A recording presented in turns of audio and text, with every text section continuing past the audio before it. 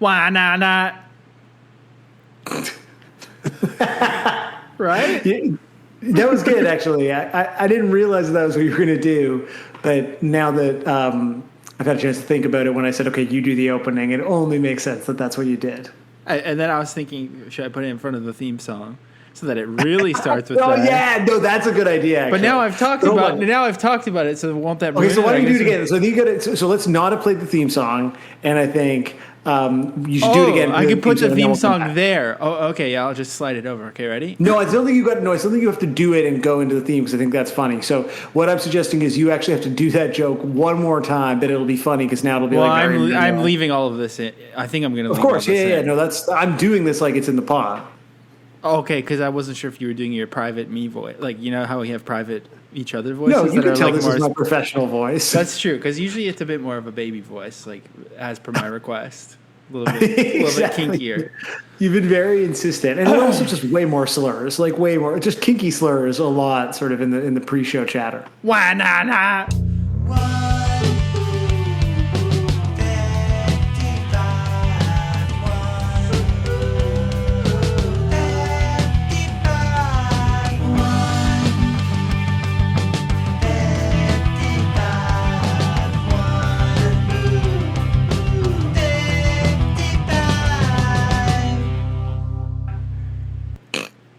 So the theme song will have gone there, and then I'll say, welcome to 155, a podcast about punk songs. My name is Josiah Hughes. And I'm Sam Sutherland, and this week we're talking about punk song. You said punk like it was a slur, which I guess for a period of time it was, but we're talking about a slurless song. Of course, we're talking Lozin Must by Millencolin. Josiah, I know you love this song, but I want you to tell me how much you love this song. First, I want to say that, like, I didn't plan it this way, and I'm absolutely loving it. That we're 2 for 2 with songs that have "must" in the lyrics. Because last week with our NoFX episode, it was something about a mustier underground, and then this week is about Lozin Must. So I think it's very interesting that we just keep talking about "must" this week. We're on the quest for "must." It's Must Month here on the old 155 pod. I cannot believe how much I love this song still. As everybody who gives us money on Patreon knows, and if you don't, you're really fucking up. We have started going through Punkorama 3, which was formative for Sam and I, with our official complement of the pod, Mark Teo, who previously joined us to talk about short music for short people. Most of that compilation, I'm going to go ahead and spoil it, absolute dog shit. It turns out we were formed wrong. We were misinformed, I think, is what I'm going to go with for that wordplay. But this song, I think, has aged beyond well to the point where I don't think I've ever seen the music video before, which is like the most delightfully twee thing I've ever seen in my life, and everyone looks so cool. I find myself getting genuinely emotional listening to this song today. It's so beautiful. I think there's something about the melody that, and especially the guitar solo, that is like straight up romantic. Like, I think this is a romantic sounding song. I don't really get what it's about, but I think it's an absolutely beautiful pop punk song. Well, as a spoiler, I don't know that anyone really knows what it's about, although there are those who claim, and obviously there are context clues, but I had the same experience today where I didn't know that there was a music video. Like, this existed as... This exists. Like thank you for recognizing. Like a Punkorama song, and then I've never owned a Millencolin album, so every Millencolin song that I know is like purely contextual, right? Like, obviously No Cigars from The Gains, but this one is just a song that I feel like I knew perfectly, even though it's like deep. We discovered very, very deep on Punkorama 3 after a slew of terrible, perhaps racist garage rock songs. Who knows? And again, you're gonna have to go on Patreon to see us really battle with the demons of the mid-90s and Nazi iconography. Yeah. But this video was brand new to me, and I had the same experience where I was like, do I love this more now? Like, and so few things from this era and this time have aged well beyond the sort of limitations of your own nostalgia, you know?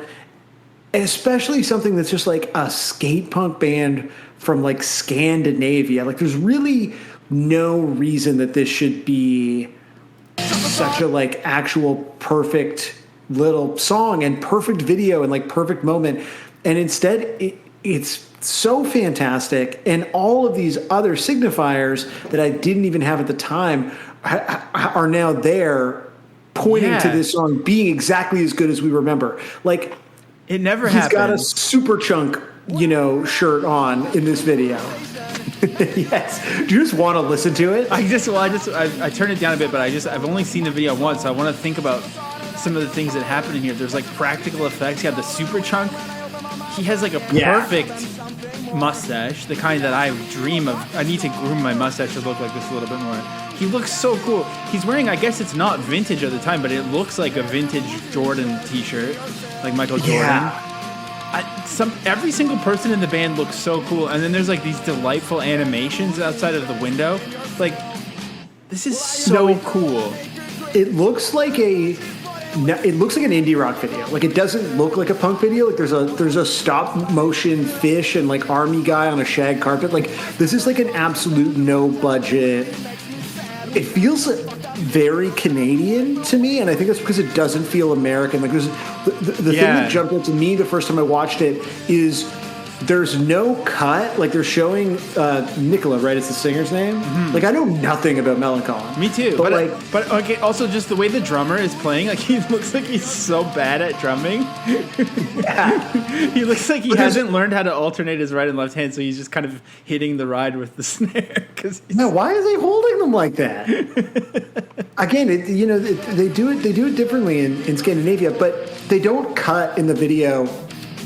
There's like kind of the pre-chorus bit, and then it goes into the chorus. And like in a normal music video, there would be like some sort of energetic cut, but they just sort of let the camera kind of hang on Nicola as he transitions into the chorus, and there's like no discernible aesthetic change in the video. And it just feels like it doesn't feel lazy. Instead, it just feels like cool. It makes it feel more like art. As opposed to what music videos actually are, which are just like sales tools. But everything about this doesn't feel like it's trying to sell you on this like being a cool skate punk band that you Americans could be into. Like it does. I see what you mean. It feels Canadian. It feels like a Gob video, and there's a lot that this has in common with Gob. Almost like reminding me of a Theo song, like "What to Do" or something. 100%. But it also like. It feels Canadian, but it also feels to me, and I know I always say this, but it does feel to me also kind of Tooth and Nail-ish. I think like a band like Joe Christmas would have also had a video like this, and there is like what we're describing is just that otherness feeling, that it was just like these weird outsiders, and that's but I just also am just blown away by the aesthetic of every single person in this video, because the one thing about Millencolin is like I haven't really listened to their albums too much either. I've tried a little bit, and it's definitely like all never bands, grabs me. Yeah, of like all bands from this time, it's really up and down. There's a lot of literal up and down. Like they have ska songs, I think, too. Yeah. But I've always thought of Millencolin as having like a really cool, vibey looking band name, and like just a dog shit aesthetic. Like especially as they get older, they've really started looking like a snowboard company that also makes IPAs or something. Well, that's interesting that you will say that. We'll get to that. Right. Okay. You're really on the money there. But like this, this looks like a K Records kind of band or something. Like I just cannot believe how cool this looks, and I almost just like literally. I have a feeling we're in for a real treat of an episode. But just watching the video, I already feel like I've reached a state of bliss from this. I mean, look, it's a blissful song, and that sort of otherness that you described is so effectively on display here, because this doesn't feel like a band from not California just like desperately trying to like look and feel like they're from there. And I think that's why we were so attached to Gob, right? Because it felt like Gob was doing this thing that felt very like American. Not that was like really why we identified with it, but it was like skate punk. It was this thing that like you had exposure to through all these other sort of like non-local kind of outlets. And then all of a sudden there was a band that was kind of, even though Gob was from the opposite coast, for me it was like they were Canadian, they were sort of ours because we're very jingoistic, but they were doing something that sort of felt very different. And we harped on this a lot during Gobuary, but I get the exact same feeling here of like, so much of the like, I think this happens a lot with like, again, English punk bands. I'm not talking about like first wave of English punk bands, but you sort of get to this point where like starting in the 2000s, maybe like I feel like every punk band out of England is just like, well, it's just like trying to kind of be American. And then like anything you hear that isn't metal from Scandinavia is like trying to be American. And something about this just like does not feel like it could have come from anywhere other than a place that you and I have never been. Yeah. Like it has this sort of like confident outsider perspective that is kind of rare because I mean, look at the reason they're singing in English. Like ultimately, this is being packaged, literally like packaged for an international audience, but it doesn't feel like consumed by that. It feels like very much rooted in a perspective that like only a band like Millencolin could have. And again, it's not like what bands fucking looked like this, really looked like this. It doesn't look like Blank, Yeah, I know. Like the only band that anyone knows how they look, I guess. But it reminds me of like harping on how fucking sick Blink look in the 90s. No, exactly. Like this video does feel like it's kind of in the realm of Eminem's and Damn It video. Totally, and Josie. Like it is that vibe. But yeah, like then having the punk belt guitar strap and the drummer wearing a Circle Jerks t-shirt while he's like ineptly playing the drums, it really does add this other layer of like, these are people who bought their punk merch not from seeing the bands at a show, but from going to like the Rock/Head shop in the biggest city near them. Yeah, and in looking for, and now I was going to say this, but I feel like we should just jump right into what we're talking about, how fucking cool they look at the time. In trying to find, like, I was like, I bet there's some like real classic live videos of this in the 90s, and there isn't, because this was like when For Monkeys, which is like the album that this was the single from, came out. They did like a what looks like a very grueling tour that was like very focused on North America. And there's videos of them playing at Warped Tour and a couple of other spots. And they're sort of like fine, but not super exciting. Like the band is good, but I'm like, oh, I don't really want to watch like a sort of bummer 97 Warped Tour in Montreal Millencolin video. But then like there's this one video of them playing it in Amsterdam in the 90s. And it just looks like so sick. And I think about how much it meant, again, like Gob is like, also look at Nicholas' hair in this. Oh my god, he's so cool. He's wearing like an Umbro jersey. Yeah, I feel like we really also I joked about it. We got to acknowledge the introduction. You're right. We shouldn't have talked over that. I have my fan on also because it's so hot in here, but I think I'm gonna leave it on. I had it off for the Sclusy out of respect, but you got to pay extra if you want fan off. So that's fair. I mean, I don't know what it's like 40 degrees with the humidity in Toronto. What is it like right now in Montreal? Yeah, I don't know. It's probably about the same. It's like I'm on my third or fourth outfit today, kind of weather. I think Wa Na Na at the start of the song. I'm sure there's like tons of previous examples, but to me, this is the ultimate cold open, so to speak, of the song. Even so much so that I kind of feel like it. I feel like Disturbed owes Millencolin something for the. Wow, that's okay. Let's listen to it through that prism of Dane Dramian. Yeah, they're like totally just like an indie band. He looks like what's his name, Mark from Empire Records. Yeah, totally. And I looked at a bunch of other like videos. I did not see this haircut. Did not look like a one that he had for a long time. Like, look, they're fucking full on. Like the backup vocals are harmonized perfectly. Like, but there's still like a sloppiness to it too. That's also sick as hell. Oh, but like sloppy tight, which is the perfect. And just like kids could not stop getting up on stage. I also didn't realize that this was a bass player singer band, which is also like a very strong vibe. It's Mark Hoppus, it's Mike Herrera, it's Nicola. The guy from Leaf Six. Well, I don't know about that,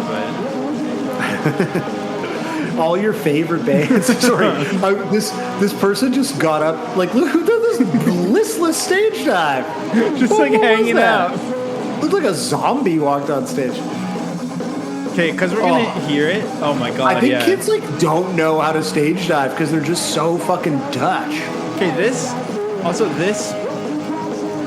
bridge is very Blink to me. It's very Dude Ranch, but it also when it happens on Dude Ranch, it just makes me think of Millencolin. Like it sounds European somehow. Yeah.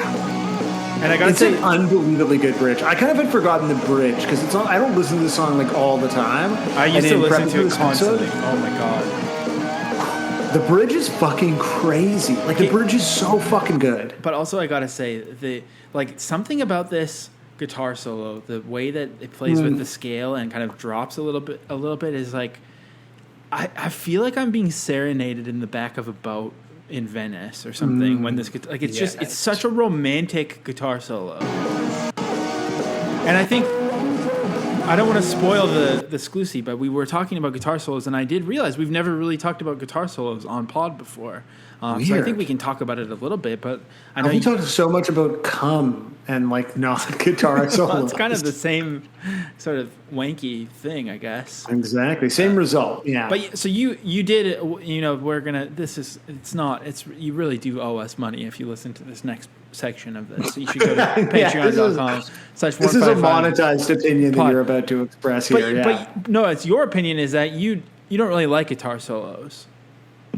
No, I didn't like guitar solos. Okay, so you might have been posting some funny tweets while we were recording, but I felt like we were instructed as young people getting into punk that like punk was against guitar solos, right? It was like a no frills, like guitar solos are fucking lame. And I feel like I read interviews with people who were like, I don't care if you're good at guitar, like keep that shit to yourself. Yeah. Fuck a guitar solo. Right. Like I still liked, like Rage Against the Machine. Like I still liked bands that had guitar solos, but like I didn't think that they were guitar solos because they sounded like turntables. Right. I mean, I also was very anti guitar solo because I started off playing guitar being obsessed with guitar solos and like knowing about Kenny Wayne Shepherd and all these like young blues guys that I bonded with my dad over liking when I was like 11 or whatever. And then I like went hardcore against guitar solos for a little while.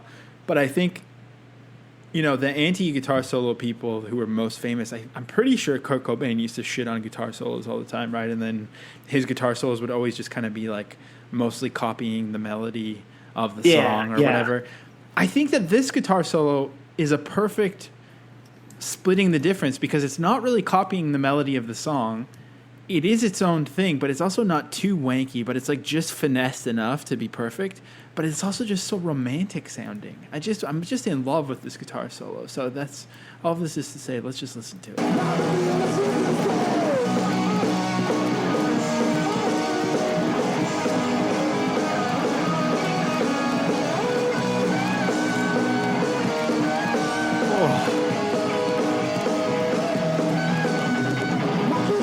Oh, it's great. And it was like just sloppy enough too. Here's the thing I'm obviously like at this point, in my life old enough to be extremely pro guitar solo, but I think what I didn't understand when I was younger and maybe was like missing from some of the guitar solo-ified music that you like initially hear is exactly what you just said, which is I feel like I'm 50 saying this, is that like, okay, you could be like Eddie Van Halen and like that rocks and like indisputably rocks and is like entertaining to watch and listen to and shit. But like, unless you are then going to be that, or you're going to be Dragon Force or something where like sort of the point of it is the absurdity of it. Ultimately, like this is just how I like literally listen to music, is to like just connect emotionally with it. And all of a sudden something like wanky takes you out of that. But like, a guitar solo like that just only further deepens like your emotional connection to the song. Exactly. Like it is truly playing guitar in a way that like expresses some intrinsic thing that song makes you feel, and that doesn't happen all the time. And that is one of those songs that like does it. Like, you're gonna fucking hate this. It makes me think of like good hold steady guitar solos. Oh, well, I'm unaware of what I've never heard that. So you would know, right? But there's this way of like sort of capturing this like unspoken like or sort of what is the sort of thing at the heart of the song that is like impossible to contextualize, verbalize properly, which is funny already in a song whose like chorus and title is like maybe a loose translation of like some Swedish phrase, but also like maybe not. Right. So that's the thing is like It's already intangible. The song, we have no idea what it's about, but that guitar solo tells us that it's about like being lost and disaffected and heartbroken, and that's all we really need. And I was listening to you, by the way. You did say that you obviously love guitar solos in a metal context, and I think that goes without saying. If the purpose of the guitar solo is to flex, then that's one thing. But what you're describing is, I think, and this is both metaphorical and also literal, is that it is possible to have an emotional wank as well. Damn. That's good, man. That's some good stuff. So since we're trying to use the guitar solo to kind of conjure the feeling of the song, do we want to just discuss briefly what Lozin Must, I mean, on some level obviously means, but like as a youth listening to this, did you conceptualize it? Did you think about it? Was it just a feeling? Like, were you ever like, what am I fucking saying? I always thought of this song as one on, and then I didn't really remember any of the lyrics other than Lozin Must. But like, I guess it's funny. It really is funny to me that the word must keeps coming up in the lyrics, because growing up in BC, I feel like my houses always had like a distinct smell that was kind of this like BC smell that I didn't really notice until I left. And now whenever I go visit, which I'm going to go visit very soon, actually, for the first time in many years. But I do think of this like musty smell. So even that is some sort of like evocative feeling of being a teenager, because I think of like the smell of like BC mildew or whatever. So that's already funny to me. But otherwise, I don't really understand like you're losing must. And I also feel like spelling it Lozin apostrophe is like so insane that I love it. It like even the song title, just looking at it typed out, looks like bad graffiti. It's incredible. Oh yeah, I definitely remember like seeing this title before I had heard the song and thinking it was called Lozin Must. Because like it just makes no fucking sense at all as a title. So I guess to cut to the chase, I guess I always thought it meant like running out of steam or something. That's what I assumed that it meant, but I don't know. Yeah, I mean that's exactly it. So inexplicably, like there is no Reddit thread that's like, what does Lozin Must mean? And there's no tweets about it. I interviews. I mean, I'm sure they've had to do it and defend them, but it's like I went deep like during Zoom meetings today that I was not paying attention in, just like 10 pages deep on Google trying to find this. I did at the very least find a tweet directed at you and I. From some point earlier in the pandemic, like in oh my God, maybe I can't find it. Here we go. Yeah, from friend of the pod Marsden, who I guess like we've already in the year of our Lord 2020 talked about Lozin Must and agreed that no one knows what it means, and so we were accosted by yeah, Marsden. Which I gotta go ahead and say, like, don't everybody out there, just we do not endorse Marsden's Twitter. I mean, it is just it's a real black hole of stuff. There's great stuff. I mean, the Aquabats Mormonism thread was, I would say, 10,000 words long. I definitely didn't read most of it, but it seemed like it was really good. You know, this kind of thing, Marsden claims to know what Lozin Must is about, and I feel like if I texted him and asked him, he would again send me 10,000 words about it. So, I mean, yeah, I don't know. Do we believe that he knows? I'm not sure. Well, he's acted, yeah. So clearly at some point on this podcast, we said no one knows what it means. And he said, this dude really said nobody knows what Lozin Must is about. Smack my head. Come on now. Or shake my head. Shaking my really head. Know. It's definitely not smack. Now that one. I feel like it's like this, like you're palming your head, you know? I mean, people are going to come for you for that. I'm just warning you right now. That one, you're not getting away with that one. But I like it. For the record, I'm on Team Sam here. But you know what's worse about that is in a group chat, also during the pandemic, someone else that I'm friends with admitted that they didn't know what it was, and I just let them get roasted. Like I just let it fucking happen, and I said nothing because it wasn't me. So. No real explanation except that like there's a handful of just typical Marsden too to like tweet that, but then you know, okay, well, where now we have to come? You trying to invite yourself onto the show, so we have to do this shit. Yeah, so no have to do it. There's a few sort of comments sort of scattered around various kind of song meanings websites. So here on songmeanings.com, people are just talking about how they love the song. No one's even asked, does anyone know? But this person at least jumps in. This is from 2019. Yeah, so I'm Swedish, and Lozin Must is a direct and meaningless translation of our expression tappa musten, which basically means losing your motivation, which okay, that makes perfect sense. But then I ran, tappa musten. How do you spell that? TAPPA must EM is basically it. Okay. And when you run that through Google Translate, I'm just going to send this to you right now. It's okay, Swedish to English, Google Translate. Unfortunately, you get no real clarity. I mean, nope, that's not it. What the fuck did I just send? I just opened it. It translates to tap the must. Yeah, tap the must. What did you just send me? I sent you a screenshot from one of the documentaries that we watched. Is that from the Bare Naked Ladies, that guy? Yeah. No, one of the docs that we watched, right, there was a B camera on a guy. Yeah. And I don't even remember what this was, but it's just a guy in his office, and the posters on the wall are 300 Ann Coulter and garbage. And we lost our shit in that screenshot of it.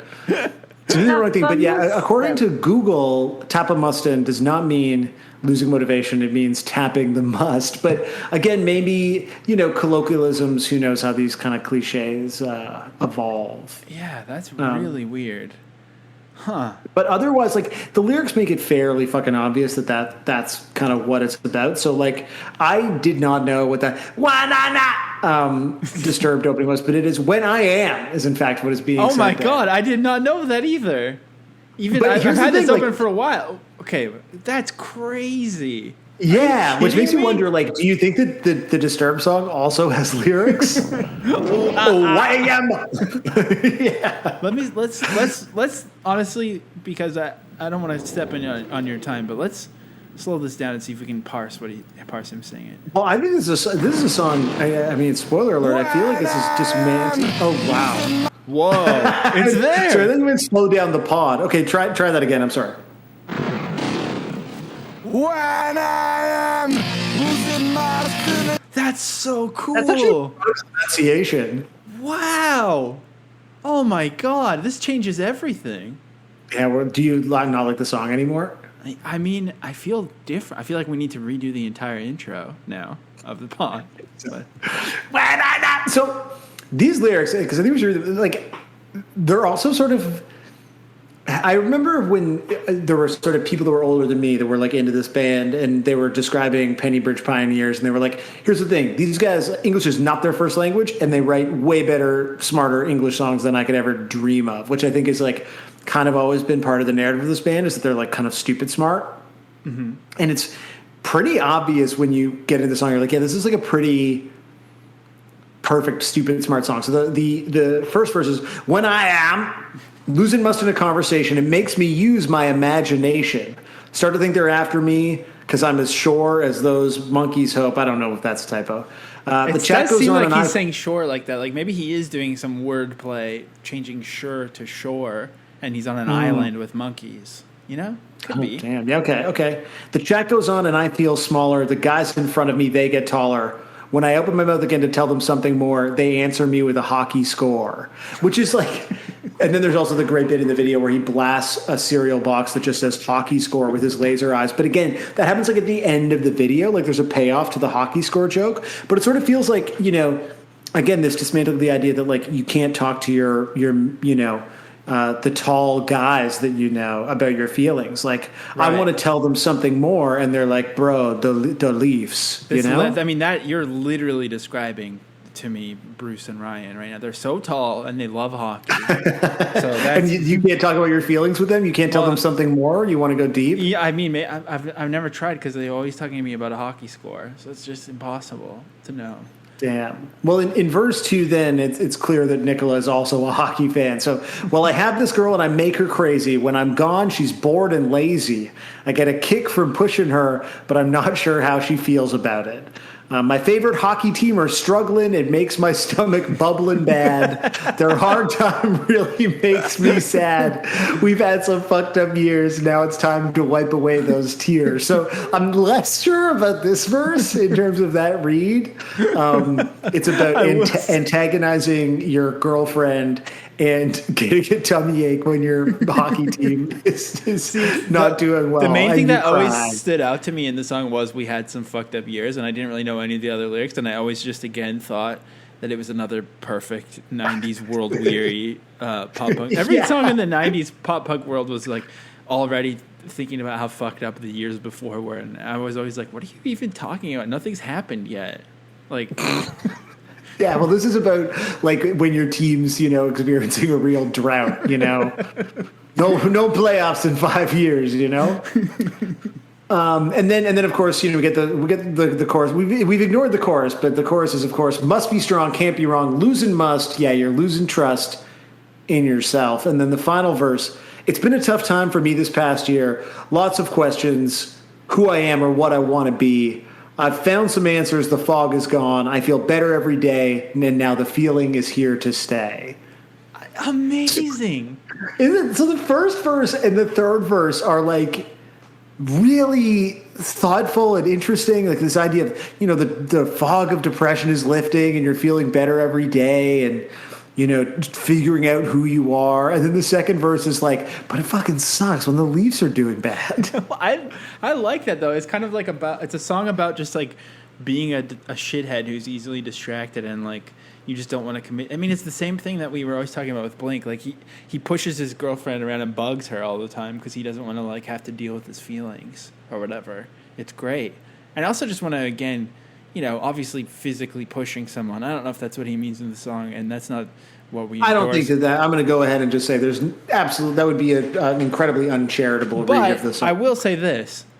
I mean, I don't know about you, but when you know things that push your spouse or significant other's buttons and you do them all the time to be a really, really annoying pest, it's so fun. Just like, it's the best. I love being an annoying troll to my wife. Oh yeah, big time. The new thing that I've discovered is playing too much hold steady. Just a way of really. That is crossing a line, I think, for sure. You're right. I'm sorry. That's not good. By the way, when we were sort of trying to debate Lozin Must, I missed something. But again, in terms of like everyone, I don't think anyone really knows what it means because there's an anonymous comment on songmeanings.net that says it's a translation of a Swedish phrase that it's not. There's Marsden being like, duh, everyone knows. And then there was this blog that I found. Anotherflavor.blogspot.com, which is just about how sick this song is and how sick the video is. And they basically explain, they're like, the song is great, everything is good. It just occurs to me, and then they go on, it just occurred to me that not everyone would know what the title of the song means. Most people assume that because Millencolin is a Swedish band, the name is confusing Swinglish. Nothing could be further from the truth. That's in all caps. Oh, my God. Now that I've explained what Lozin Must means, it's time to discuss the band names. What? All I've done is explain what it's not. What? No one knows. Like like everyone just wants to pretend they're like, oh, yes, absolutely. Yeah, exactly. Marsden probably wrote this how everyone shit. pretends they understand Shakespeare. Yeah. Well, I mean, you are correct that this is as good or better than Shakespeare, first of all. I will say that. I mean, yeah, for sure. I like the phrase Swinglish, though. That's pretty fun. I know, Swinglish is pretty great. Speaking of fun phrases, I don't think I've ever really given Millencolin credit for, despite this album cover being absolutely atrocious, but kind of in a good way, in a cool way. But I don't think I've ever given them credit for... it looks like a National Film Board short in Canada or something, like a B-list one. But I don't think I've given them credit for having 4 monkeys on the cover, but then the album is called 4 Monkeys, like F-O-R monkeys. Funny, right? That's good. That's a good joke. I think they have pun immunity to throw back to. They definitely possess pun immunity. So you mentioned that their albums are a little bit of a mixed bag because they enjoy all of the punk subgenres. And I just wanted to play this for a second because the B-side to this single, which by the way, because the song has fuck in it, this was not released in Australia as a single, which is interesting because it seems like Millencolin is basically huge in Europe and in Australia. So Australians like missed this as a single, but the B-side to both, I think, the Australian and the North American and the European single was a cover of Desmond Decker's The Israelites, which is really banana sounding. For bread, sir, so that every mouth can be fed. His voice is so cool. Whoa. Oh my God. Get up in the morning, slaving for bread, sir, so that every mouth can be fed. Me poor, me Israelites. It's like a Swedish guy, like speaking in sort of a like reggae patois. Does it have a fast sort of thing skate punk part, or does it just stay in this vibe? No, I think it just stays purely in the Desmond Decker vibe, and then you've just got this guy talking about, me poor, it's just like kind of an unbelievably sick vibe, but like, retrospectively, like maybe slightly questionable, but still something that I wanted to play because it kind of also rocks. Yeah, you don't want to hear someone singing that in Swanglish for sure. No, like not necessarily great. One of the things that also rocks with the song, and the reason that it sounds so fucking good, is evidently this was like one of the last things recorded at Unisound Studios. Because like you got to wonder a little bit, and again, this sort of ties back to Gob. Like, what is it like to be a skate punk band? Obviously, I'm sure there were like a lot of skate punk bands in Sweden or I don't even remember the name of the fucking city that they're from. Like. Swankland, right? But like there's this like famous Swedish studio that they recorded in, but like all the other like famous bands that recorded there are like Dark Funeral and Opeth and like Catatonia and stuff. Like they're the only non-metal band but they are considered, obviously they are like, I'm sure they're fucking Swedish royalty and shit. And when you read about the famous albums that were recorded at this famous venue, they're listed there, but you're like, man, like what was it like to just be the only dudes that wanted to sing like that, Yeah, it does seem very it does seem very antithetical to the Swedish, like you mentioned, all the metal bands. But then also like I was trying to think like, damn, imagine if we could find like Young Lean or Blady had talked about Millencolin before or something. But even they only talk about like anti-Cymex and stuff. Like I feel like, or you think of like Dennis Lixon from Refuse and all that kind of stuff. I feel like Swedish music is generally very serious seeming usually. So that's why this makes them really stand out. I have never been to Sweden, but I remember like talking to a friend of mine about visiting Gothenburg for the first time, like on tour. I mean, the place is fucking called Gothenburg.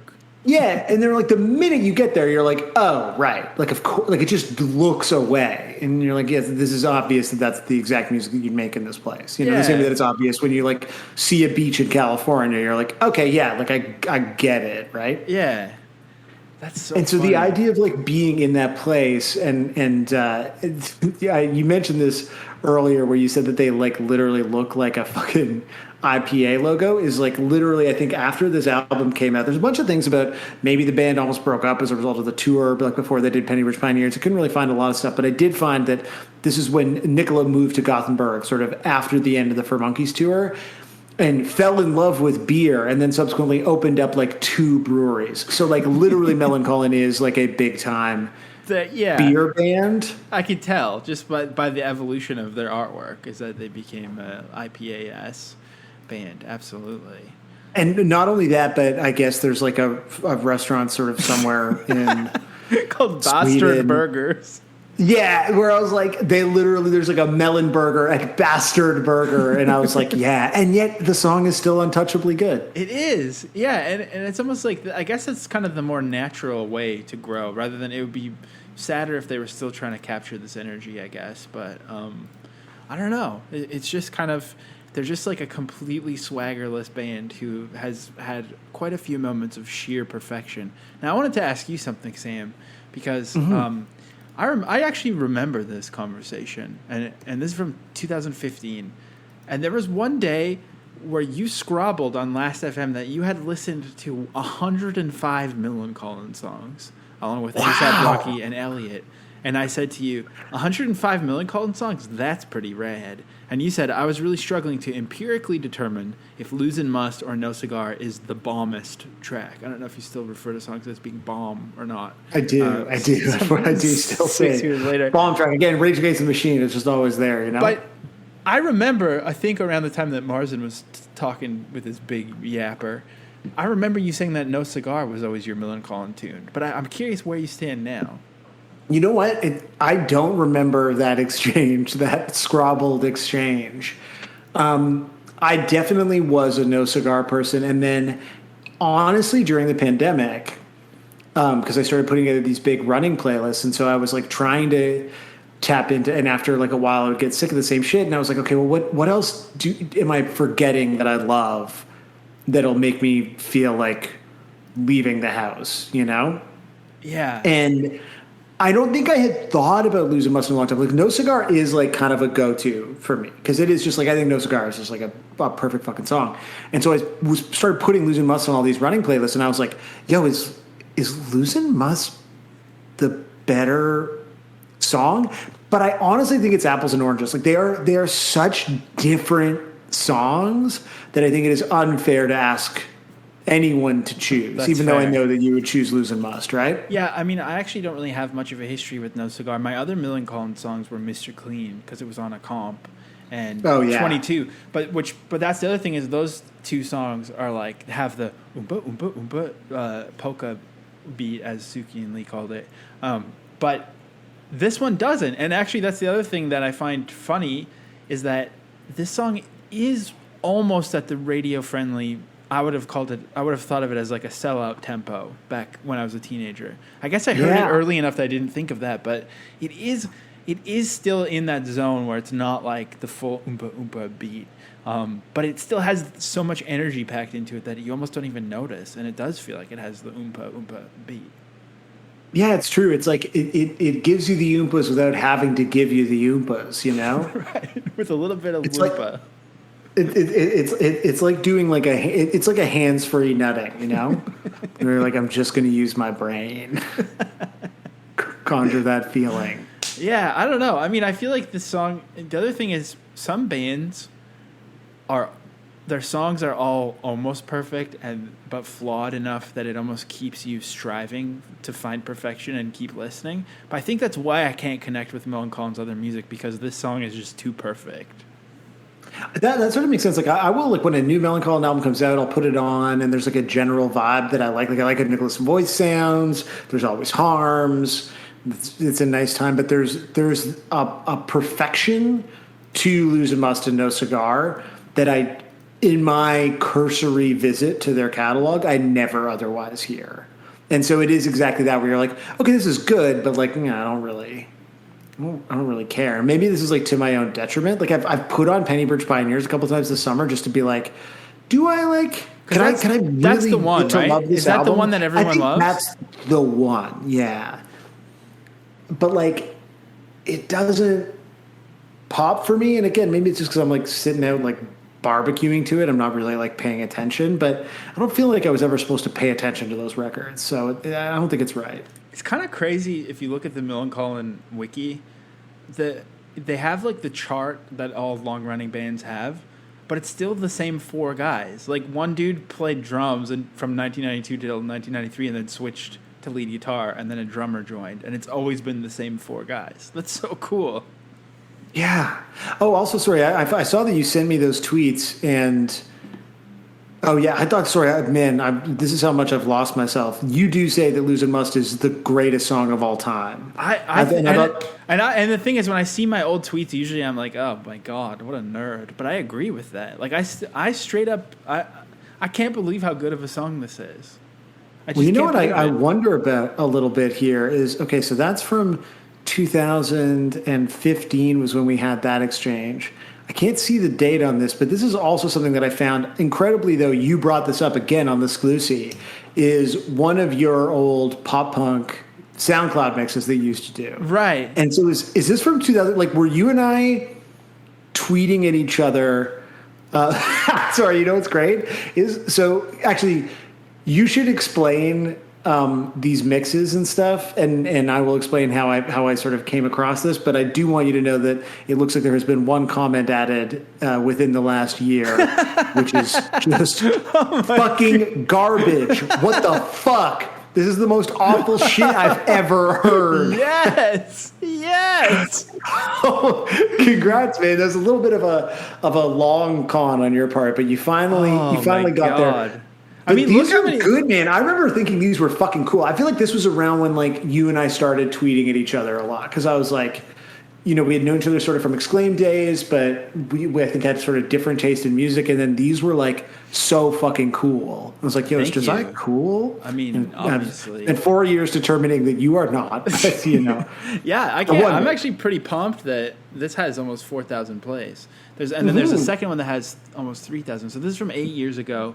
This is called Punkorama 182 Volume 1. And it's like, I was really inspired by DJ George Costanza, who is one half of Extreme Animals, and he did some really sick ska mixtapes before ska was a whole fucking thing, what it is right now. But I just decided to like I've just been waiting for all this shit to come back into style forever, and then I didn't realize that I needed to be the one to sort of make it come to life in my own realm. So finally I did, but this is just like a 18.5-minute mixtape I made that's super like ADD. It just switches songs all the time. And I think maybe we should just listen to a bit of it. I'll talk over it. I think we should listen to a bit of it. But the point to me also is that like you ran Gob into Millencolin. Like you were basically doing the pod. I was.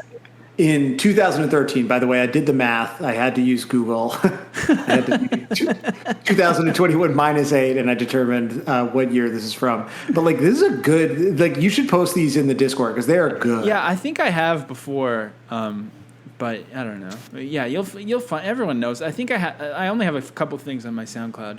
I'm just gonna play the start of this.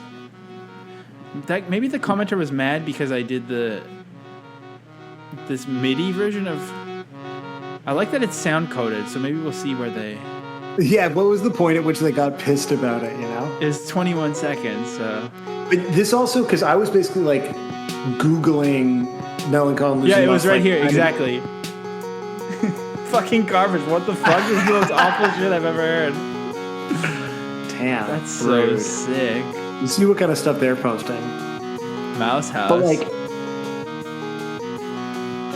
Yeah, it doesn't seem like it's a spam. Maybe it is.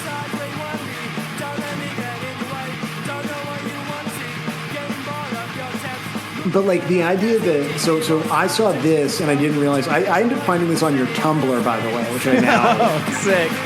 Like that's how I found it, is like pages and pages and pages, and then what I saw though was just a snippet that said Millencolin Lozin Must featuring Beavis and Butthead, and I was like, oh shit, was there a Beavis and Butthead with this for some reason? Although I don't know the timing lines up. Yeah, but it turns out that's a Josiah original, right? Yeah, it is. You'll hear it. But my Tumblr is like a lot of stuff inside of myself that formed for the pod comes from Tumblr, because aforementioned Ryan Dick and I, my tall friend, we used to run a Tumblr together called Coconutra Punks that was kind of all about like dreaming of this kind of stuff coming back, and then of course Free Punk Lyrics was also like a Tumblr thing. So I feel like my half of the pod really did start on my Tumblr, which I think I had so much spam in my email that I used to sign up that I had to like call Shaw and ask him to just straight up delete my account so it doesn't exist anymore. So I can't possibly get into the email address to get into my Tumblr. So yeah. Wait, you like called a telecom and you were like, you have to stop this. Yeah. Okay, listen, I think. Like I just really want to hear your original addition to this. This song. is one of my only songs that I played this much of because it's supposed to be a very ADD experience. Yeah, this is like a real like you were showing respect here. I was. Here we go.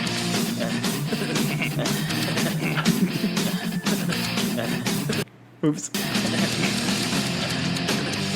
I mean, that's the way it is. That's the way the song should go with that in there.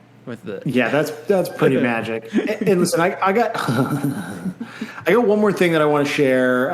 It's ostensibly a cover. So before we get to the real cover section, I wanted to keep share in mind this. there's someone also waiting here with us right now. Oh, We'll fuck. Damn. Okay. Well, so sorry. So we'll do this. If you can just chill 2 more seconds. Just calm down, dude. Fuck. You being kind of agitating me with your agitation. So stop. We'll talk to you.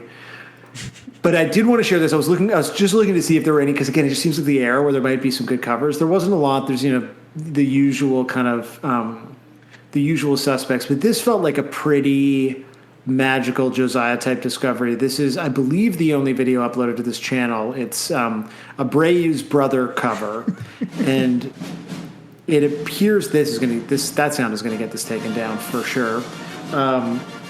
So we got the full 20th Century Fox introduction, and then It's so weird that it's just called 20th Century now. yeah, that's true. Old timey Fox. Before And then cancel what- culture. Wow, it just keeps going. I don't think I watched the whole beginning of this. Somehow this is 6 minutes long. Oh wow! Yeah. Old-timey titles. Well, there's a lot of credits because this is, from what I can tell, essentially a shot-for-shot remake of the song of the music video of this kind of Mystery Science Theater 3000 type video of just these kids filming it themselves. So this is very much a visual gag that we're going to have to share with people. But it is they've stuck leaves to their face. This guy's definitely drawn a mustache on himself. Famous Tartan's Traps. Let's go. They have guitars. There's also full bush in this. Instead of their version of the animations is that they're holding up Porno mags. centerfolds. But they've tried to do the stop motion. They don't even have drums. The guy's literally playing buckets. This is so cool. Is this not outrageously fucking charming? So good. But the best thing about it is I cannot emphasize how innocent and cute this is. And then every sequence that would have had the little animated figures floating around in the window is a full bush centerfold photo floating around in the background. Oh, it needs Beavis and Butthead though in this part, hey? And it does. That looked like it was a real shot from the video. I guess. Yeah, they cut in the video where he lights the plant on fire with his eyes. Also found some answers. They've literally taped buckets to look like drums. Incredible. The pretend guitar solo. The interesting thing about the porno mag is that without it, I would have assumed that this was maybe a school project. But that's to tell you that it's certainly just for the boys having fun. This is just a Bray's brother. Yeah, the only indication of what this is for, the description just says good video. Watch this when I forget TIE Fighter when the TIE Fighter. It's a TIE Fighter, yeah. Watch this. Cuts to their friend. It's doesn't this feels like an extremely Josiah video, right? Yeah. Oh, they got Blood for Blood poster on their wall. I knew that there was some Corman energy to this too. Yeah, these kids feel cool. And then there's just credits. Half the video is literally but with the shot of each person. Yeah. So yeah. So Niccolo is Giovanni. I don't know where these dudes are from. I can't figure it out. But that's the only video on that channel. So perfect. Sam, I guess we should finally let him talk. I actually said to you beforehand that I thought it'd be funny if we never let him, if we just did this whole thing and then just made him sit there the whole time. We could still put it in the episode title, and that's he is here. He's just not. He's ultimately had nothing to add. Well, you know what? I think we should see. We'll give him a chance here. Welcome back to the show. He was here in the Blink 155 era. He's back for the 155 era. It's Whitmer Thomas. What's up? What's up, gang? Thanks for having me back. I hope it hasn't been too painful to be sitting here this whole time. Oh, it's nice. I'm sitting on a beanbag chair. Sorry, let me get up. Okay. It's really good audio play that we're doing right now.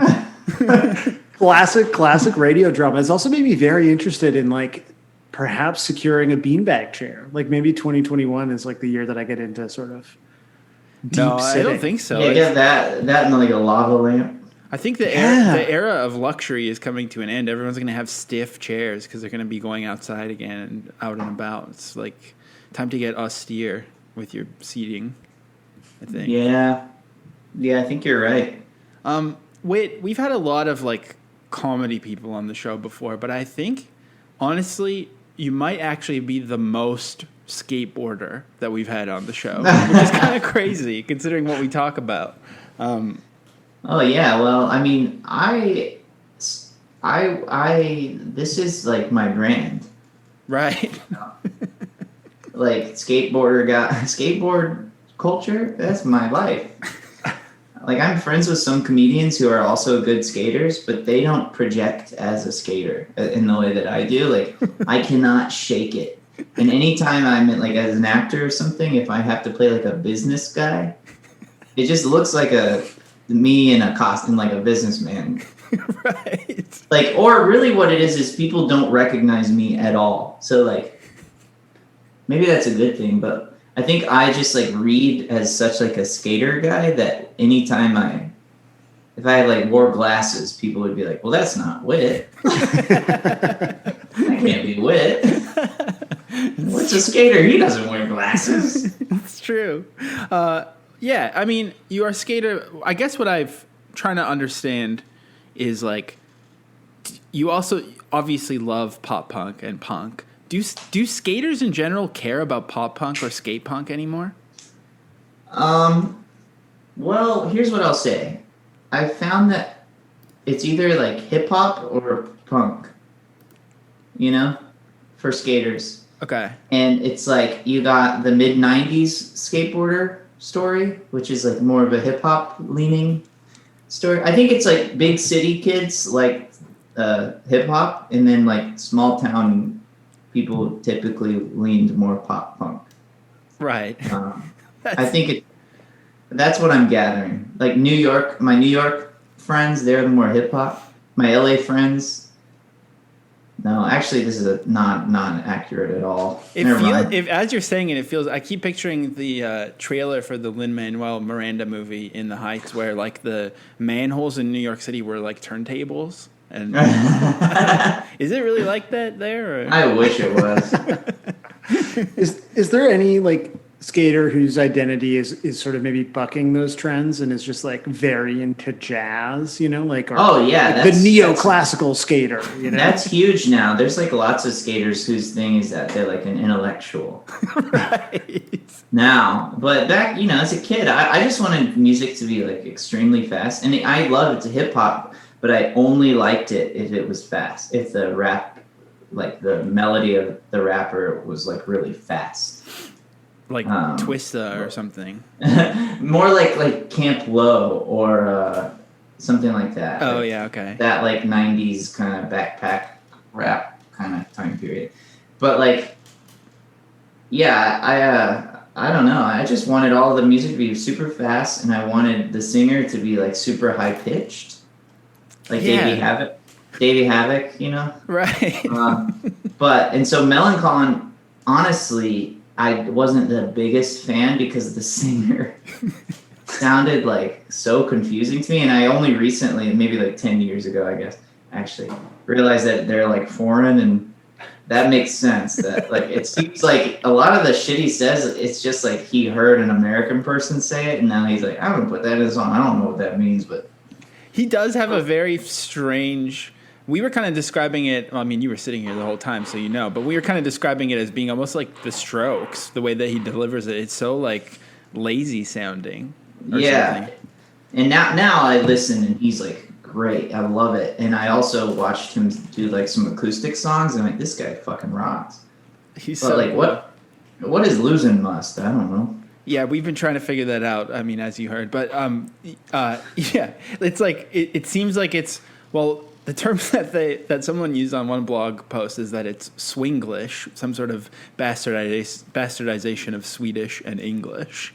Gotcha. But yeah, I mean, I think it's less about what it means for real and what it means to each of us. So, like, how do you feel about this song, "Lozin Must"? It's great. I didn't remember the song title, and then you sent it to me, and I listened, and I was like, oh shit, I know this song like super well. I would listen to it all the time as a teenager. Yeah, as a boy, under a bridge or something. My friend Brock loved Millencolin, and he would just park under a bridge and blast it, and then we'd practice tray flips. Oh, that's so sick. The song is fucking sick. It's got that cool, really simple lead guitar like solo. Mm-hmm. And the best part of it is that in the music video, the singer has a mustache, which I don't feel like is common for pop punk. Like, not a lot of people had a mustache in the 90s. It's true. Didn't the music video just look kind of surprisingly hip? Yeah. It's a cool video. It's like kind of colorful, and then there's these prosthetics, and the dude is shooting lasers out of his eyes. Yeah, it's crazy. So you mentioned the high pitched voice and the speed. I'm trying to think about other aspects of what made maybe even what's the difference between pop punk and skate punk, or like what was it about these octave chords, or what was it about no effects that just made you want to shred? Oh, right. Just how fast it was, I guess. I don't know. It's not necessarily that it even made me want to skate. Because NoFX wasn't really used in a lot of skate videos or anything. Right. And pop punk, to be honest, wasn't in that many skate videos. It was just like what a lot of skater friends of mine listened to. And like, I had a skate part in the video, and my friend was editing it. My friend Clay, who I still make things with today, and I wanted the Alvin and the Chipmunks Christmas song, but he chose an Under Oath song. I think just to troll me, but yeah, I don't know. I think it's just the fast, high pitched dude, fast. I don't know.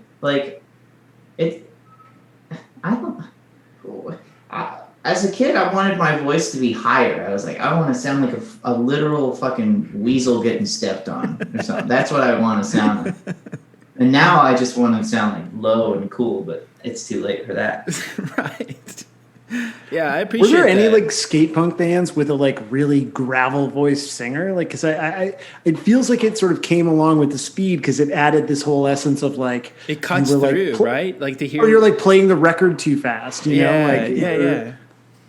You're accidentally playing it on 45 or whatever, and you're like, "This is," and it gives it that like sort of chipmunk-esque kind of drive. Yeah. I'm trying to think if there's any like bands with a like, ooh, yeah, like who put Whitey in the White House, like Crash Test Dummies ass. Well, the Voodoo Glow Skulls has like a deep singing guy who I can't stand. No offense to him, but he's like, "What's the matter with the kids today? There's always something wrong with what they say," and it just sounds like a teacher like singing. Yeah.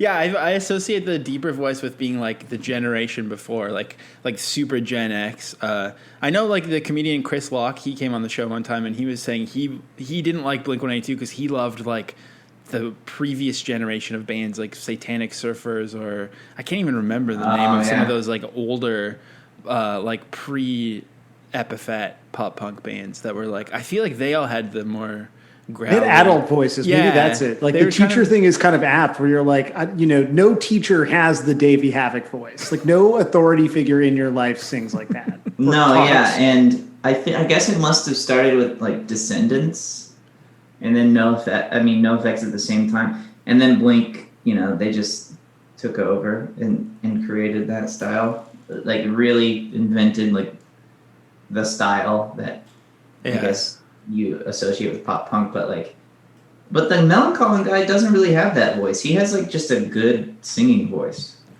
Yeah, it's very interesting. Like I feel like he could have just as easily been the frontman of an indie rock band. I mean, maybe it's just the mustache too. Like he's got the whole vibe.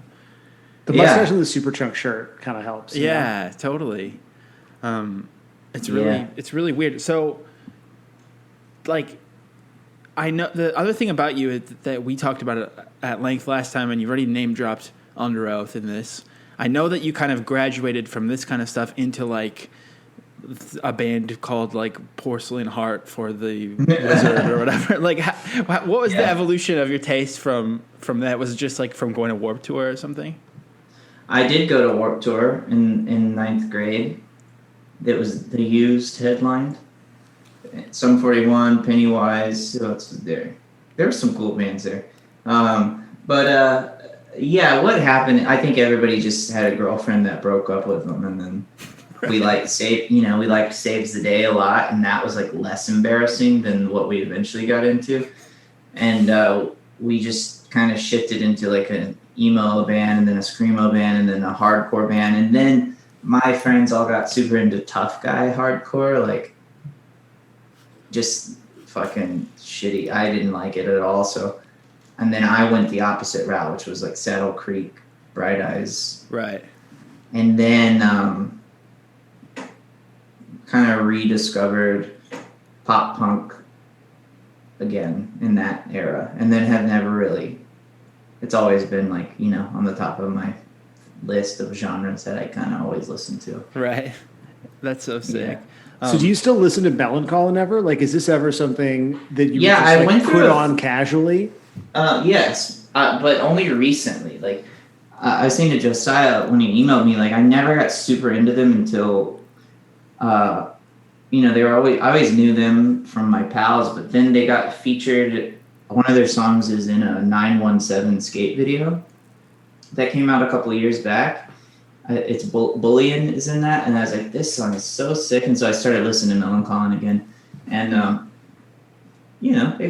they rock. I went and listened to all the singer. The singer there's a bunch of videos of him just playing acoustically, like a while back, and man, he's really good. He's cool.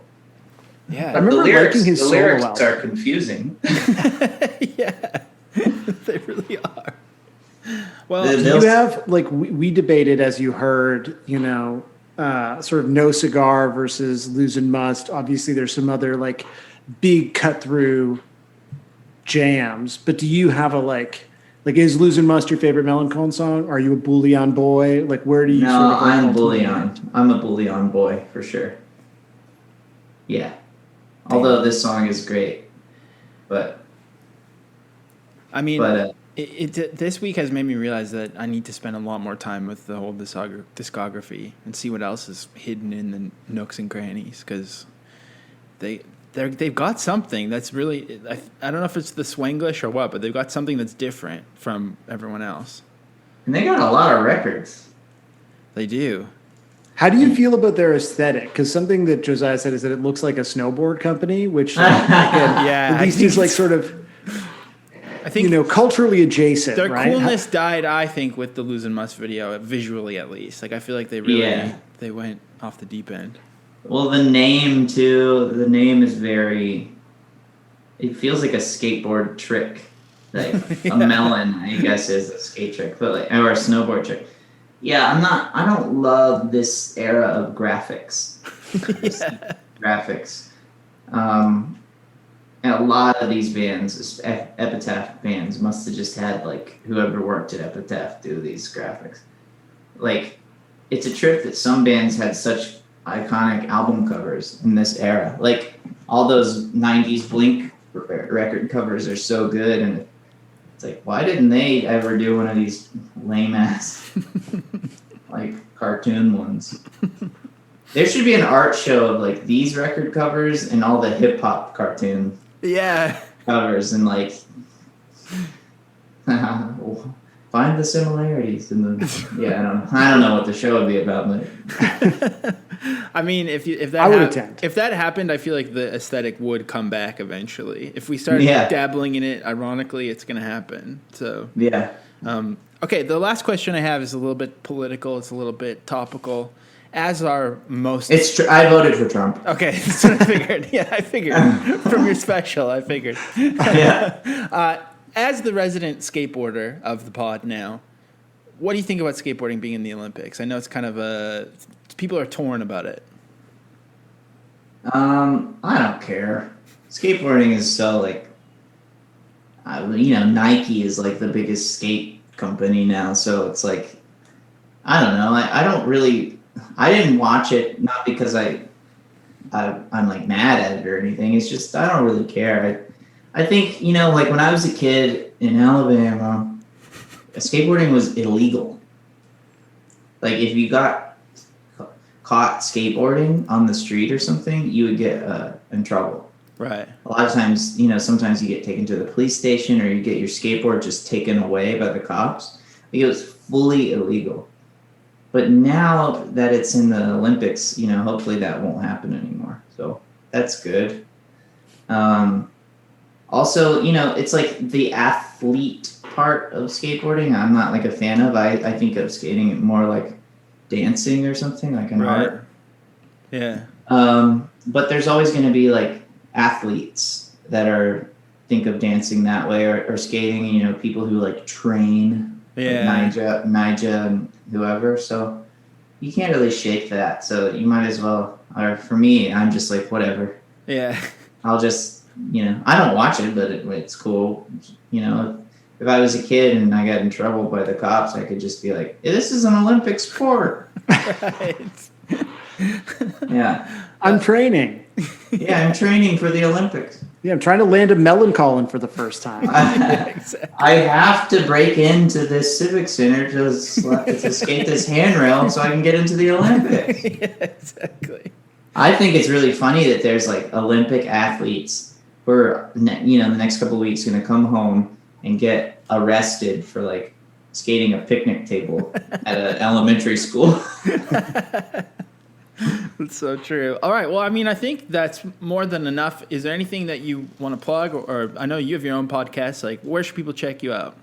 Oh, yeah. Listen to me and my pals' podcast, American Arts and Culture Review. Sick. Yeah. Thank y'all. All right. Thanks for having me again. Thank you so much. I'm going to sit back down in my chair. Perfect. Sam, you told me you were going to learn how to say this in Swedish so that we can make sure the Millencolin fans get on board. So please, as best as you can, I know you have a spiel that you like to say, please, and also without resorting to any kind of offensive stereotypes that may be misconstrued. If they're Swedish, can't we do this because they're white? Yeah, I mean, I just mean specifically because we're trying to get them to sign up, and I'm sure they've heard all the Swedish chef bits that they can handle. Swedish fish, sweeting a film from the Be Kind, Rewind kind of vibe. Which is kind of what we're doing, I guess, is we're sweeting the song, really. Damn. Yeah, we really are. Look at us. Well, okay, let me try. Alark! Come from my Patreon gatekeepers. I am a man and lost since 96 hours. Well, $5 a month to get the early tip on next week's song, plus bonus episodes, early episodes, newsletter, in the Discord. All these songs will be available in full on the One Rock Bandcamp on Monday.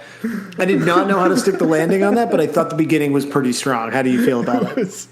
There was a moment in the middle where I was like, you did it? And I was like, okay, that was funny. He's going to go back to his regular voice. And then you kept going, and then I was like, oh, dear God. Is he going to have all of it? And I think you did the perfect amount of normal. Thanks, man. I appreciate that. I appreciate that a lot. You nailed it. And upstart first now is Shoes and Bug. It's Shoes Robinson and Dr. Bugman, of course.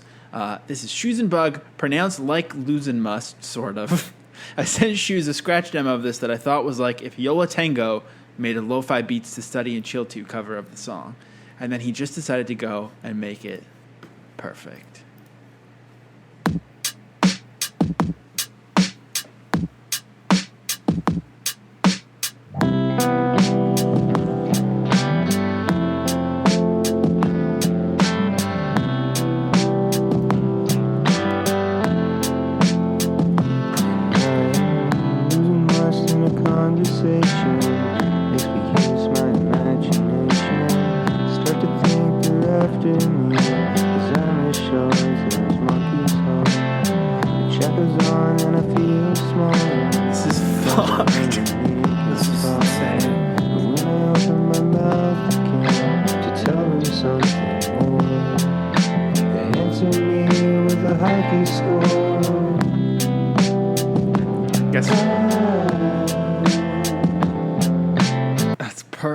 We don't even get to hear the wait to hear the cut or hear the chorus. God, yeah, that's not right. So that's the thing missing from Sam. If he had made it to the bridge, he would have gone, Also, also compilations on Bandcamp. Mondays are fucked up usually. Anyways, that's what happens. The compilations of all these covers go on our Bandcamp on Mondays. And Shoes Robinson, who is one half of that cover, breaks down how he does his perfect ones on our Twitch every Tuesday. I feel like I'm starting to speak in Swinglish as this goes on, as this night goes on. It's Swinglish kind of sounds like real, like swinging English, like shagadelic. All right, up next we got the return of Gullet, which is of course D Beatsman of the pod, Chris, playing the kitchen table, playing the bass and grunting. Lindsay of No War is on vocals. Blair is playing ukulele and growling, and little baby Rain is doing whatever she wants. Here's Gullet with Lozin Must.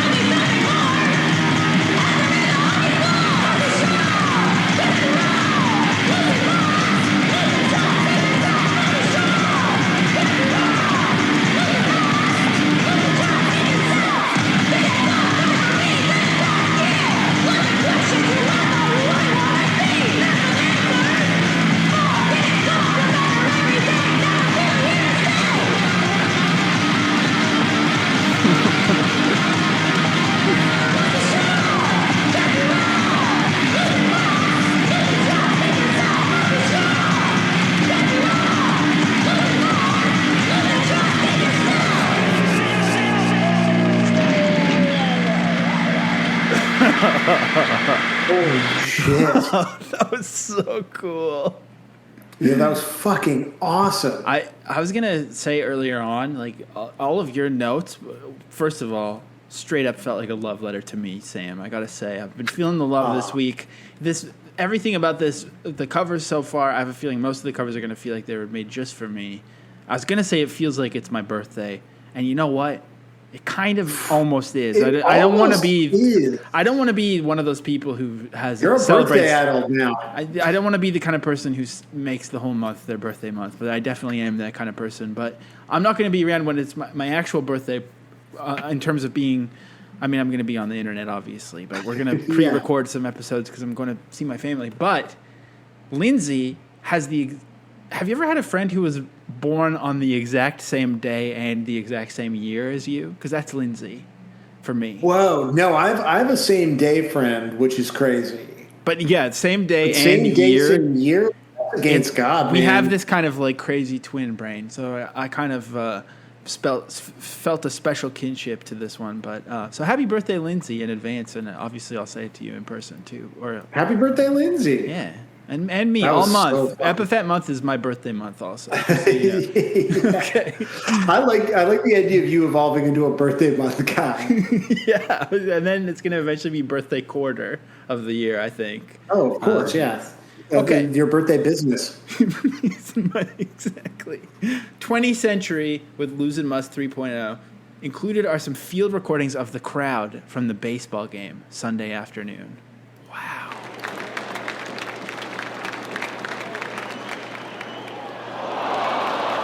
Oh. I went to a baseball game last week. Was it the same day? Were you at the same game? I don't know. I'm in 20th Century. I'm in Discord. It definitely would have been Toronto. 20th Century is... Oh, shit. Members of Split Hairs. Okay, 20th Century, you're going to tell me. I was at the second cast game. This is insane. This is so beautiful. Again to tell them something more. They answer me with a baseball score. Holy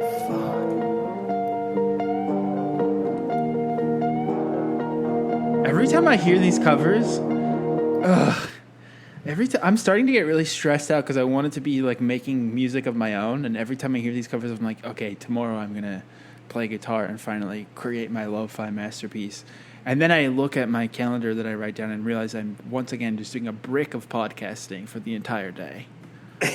Right. Yeah. But that is just I can't wait to hear That was incredible. what the remainder sounds like. The baseball crowd Baseball sounds, ambiance, incredible. it's Yes. so powerful. It's beautiful. Okay, up next, Todd Millencolin featuring Kyle Gobbride, Lozin Must. Kyle made the sick Gob Jock Jams beat. I played a lot of synth and sang. Must be strong, can't be wrong, you'll be losing must. Can't be wrong, must be strong. Oh my God. Must be strong, must be. You'll be losing trust in yourself. Must be strong, can't be wrong, you'll be losing must. You'll be losing trust in yourself. Must be strong, can't be wrong, you'll be losing must.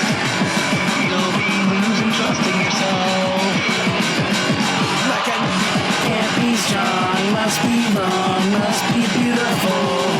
I sincerely I have Birthday month. I have never heard anything like that in my entire life.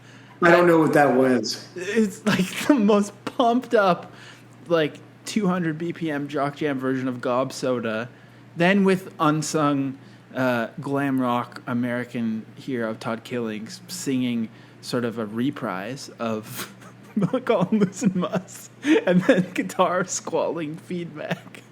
Yeah, that was outrageous. That was just ridiculous. It's Okay, up next is the Baggage Handlers Lozin Must. We got some art here. This is the Baggage Handlers featuring Georgia and Long Beans. So it's a collab, big time collab Damn. here. Let's go. Heavy hitters.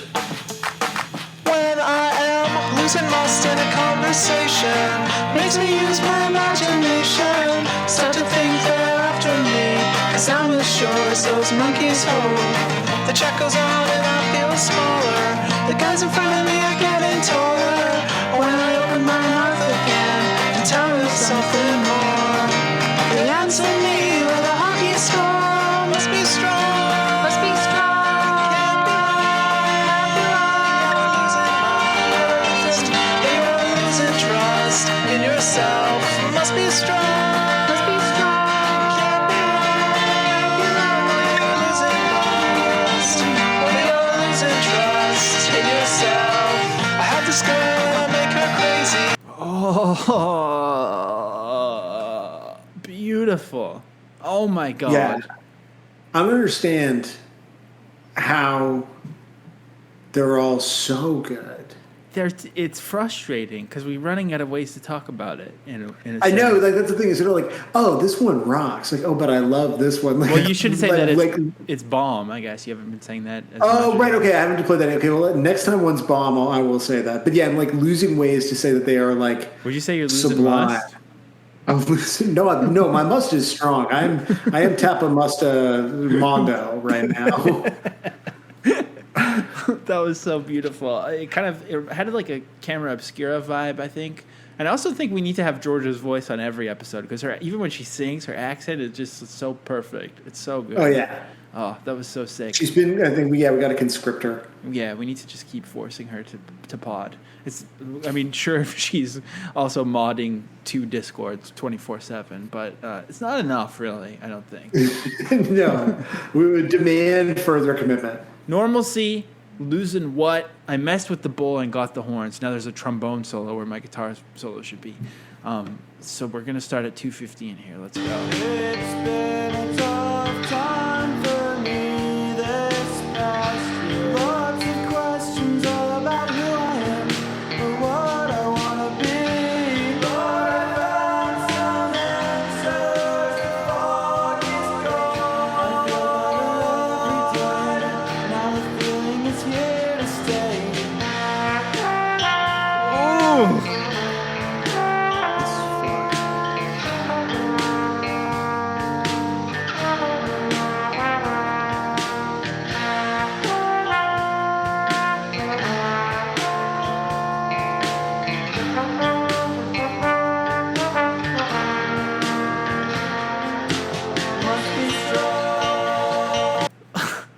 I can't. I love that we're gonna do a whole month of Epiphat and then leave with like 200 of the most beautiful indie rock songs ever recorded. It's incredible. I think this deserves it. That was the bomb. You da bomb normalcy. Your bomb normalcy. We're bringing back saying you da bomb to people. It's fine, right? We're allowed. That's chill. I think so. Okay. Up next is Fish Tricks with Lozin Must. Let's go. Losing Must in a conversation makes me use my imagination. Start to think that they're after me, cause I'm as short as those monkeys' hooves. Chat goes on and I feel smaller. The guys in front of me, they get taller. When I open my mouth again to tell them something more, they answer me with a hockey score. Must be strong, can't be wrong. Losing must, yeah, losing trust in yourself. Must be strong. It's like a more restrained Fish Tricks, but it's really making the noodles shine even more. Really. Yeah, you gotta like squint to hear the in noodles. yourself. Beautiful. So Holy beautiful. shit! Yeah, that was fucking fantastic. Oh my god. All right, up next is Sparkling Hell. Thank you to the Naish for your overwhelming support when my spirits were low. Here's a collab to help raise them. So I assume this is Tender Hell and Sparkling Caleb. Tender Hell, one of the, honestly, I mean, we say it about almost everyone because it is true and it's almost impossible to not sound like we're faking it. But Tender Hell, absolutely one of my favorite names to see on here every week. So Absolutely. it's so exciting to hear what you do with it. So let's check out Sparkling Hell.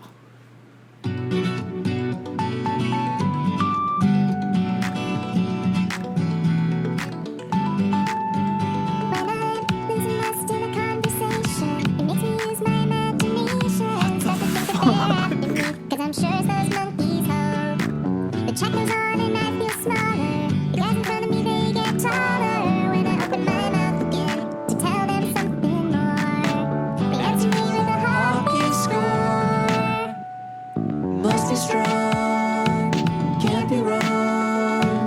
Losing must, yeah, you're losing trust in yourself. Well, I have this girl and I make her crazy. When I'm gone, she's bored and lazy. Oh my god, the asides. The asides? Are you kidding me right now? Uh-huh. Yeah, holy shit. Holy fuck. That's unbelievable. I feel like I don't have the vocabulary to describe what it reminds me of, but I feel like it's definitely somewhere in the... I feel like if I was wandering around the market in the Final Fantasy VII remaster that I was playing last year, I feel like I could maybe hear that playing in the background. Listening to that, I felt like I had spiky anime hair while it was on, you know? Well, just the ad-libs like really took it to a whole new plane for me, but there was sort of a sense the whole time, like it felt like a very only in August 2021 sort of possible version of like a very specific type of like mix 99.9 like mid-tempo 90s indie rock song that like when people do the excavation of 90s culture right now, they're never tapping into that vibe. Totally. I agree. But then it felt obviously very, it felt like we were times. listening to it on a CD. Definitely. Yeah, totally. Okay, but like an anachronistic CD again that had been brought from the future to us, Yeah, totally. Okay, up next is Soothing Music Group with Lozin Must. Some of our best pals came to visit and we became a rock band. Changed the lyrics and the verses, now they're real earnest and confessional. So I'm a little too embarrassed to have you play that part on air, saving those feelings for the Monday Discord listening part. So that's the other thing, everyone listens to these comps together on Monday on Discord. I've never dipped in, I feel like that's their time. I feel like we need to stay up in our high tower. Yeah. Yeah, totally. From time to time, I'm like, oh, I kind of would love to, but I was like, no, you're right. We got a high tower it. We did. Plus, we're working, man. We're working. We're sort of exactly. We're punched in. We got to keep. I mean, literally, the labor that we do to carry all of you in this pursuit is just. I mean, really, me especially. Let's give ourselves a round of applause. I think right now. I mean, we're really the ones. We're the heroes. It's good stuff.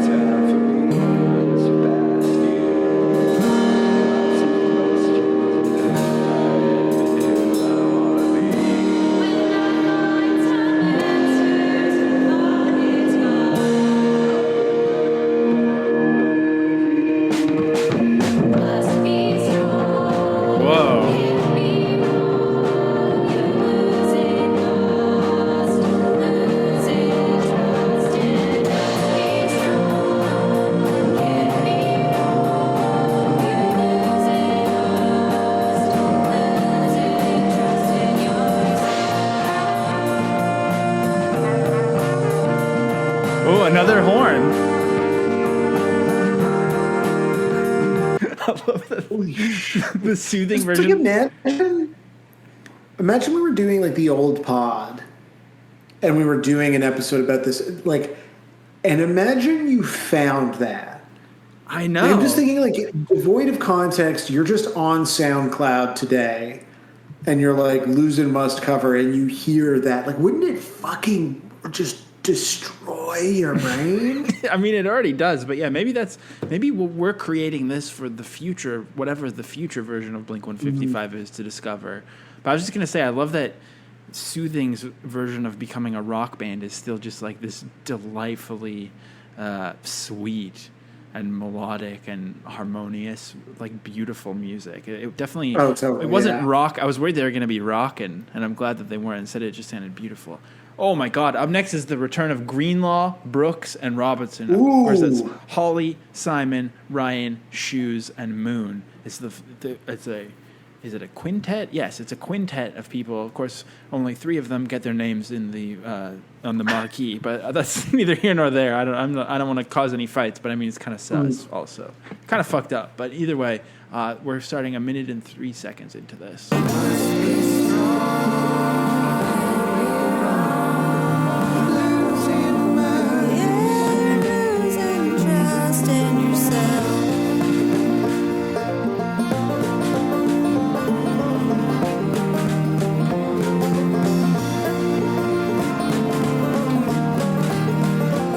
It's been hell or high water for a whole damn year, questioning who's left, who I'll ever see. I can't quite tell what has kept me here, and I don't know what has left of me.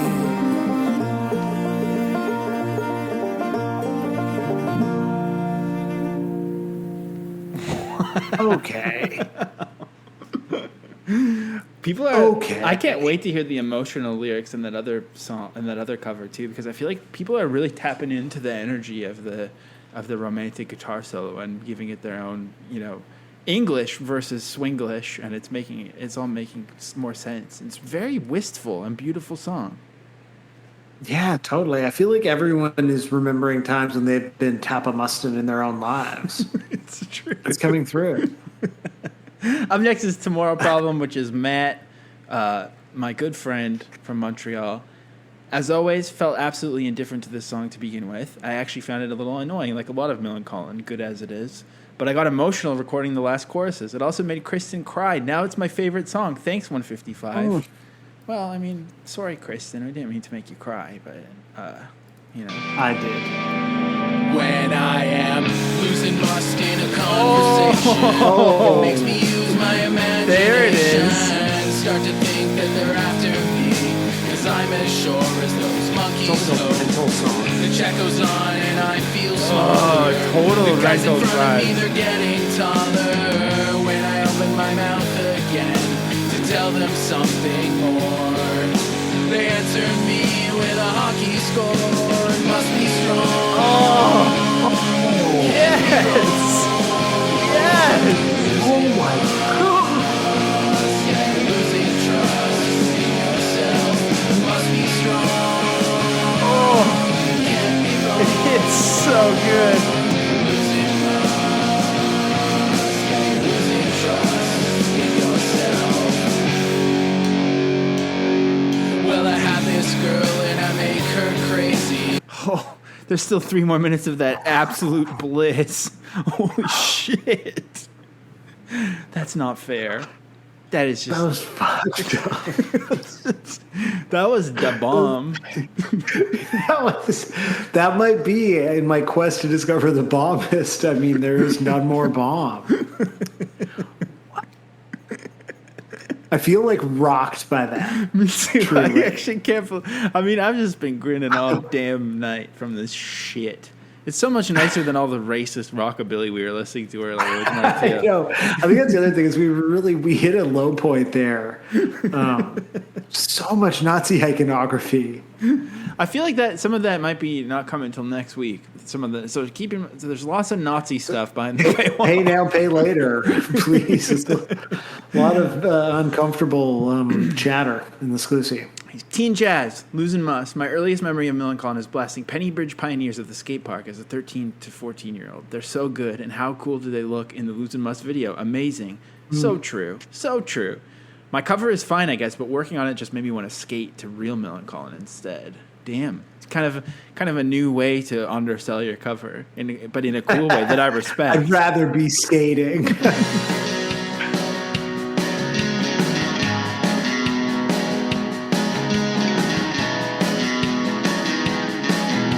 I know this sounds like shadowy men to me, but I think that's because it just sounded for a second like the song that got used for the Kids in the Hall theme.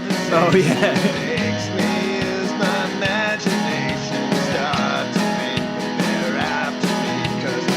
James is so good at this exact kind of delivery. This like very like Lucero. Yeah. I'll be honest, I'm always a little taken aback when the Teen Jazz covers come on because I am shocked how not teenage at all Jazz was. You know? That's true. But that's adult jazz. That's world weary. Yeah. A teen can't sing jazz like that. Oh, that was so nice. good. Yeah, that is nice to hear some more of the Sammy realm taking it on, I think. With Sam can enjoy a little bit of My Birthday Month too, but I also love the Teen Jazz. So generous of you. Exclusive rare demo, Lozin Must. Started this planning on doing something very different from previous submissions, but I can't escape who I am. You know what? None of us can. Oh, this sounds sick.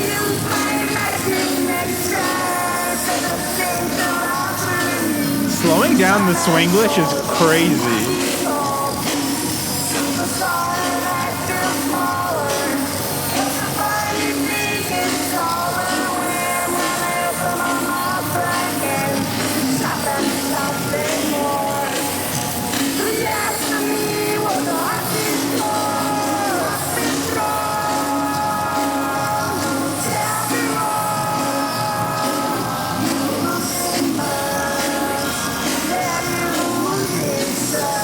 I'm not like we literally can't go join the listening sessions, but maybe in the covers channel on Discord, I would love to know, exclusive rare demo, what is your method? Because like, are there new vocals in there, or are they all just fucked up Swanglish, or what's going on? Because it's incredible, so many layers. Yeah, that was fucking awesome.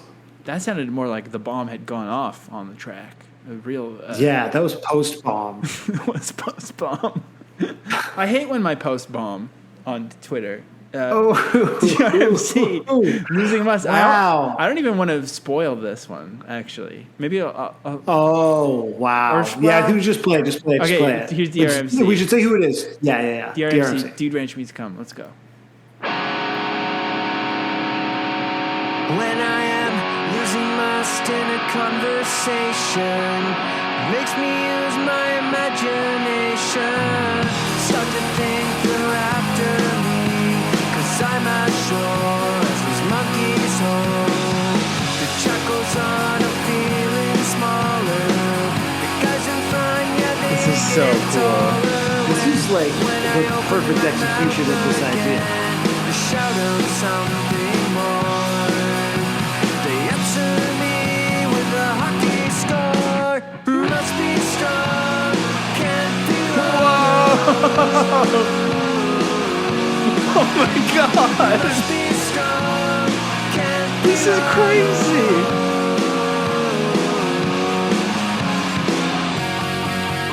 No.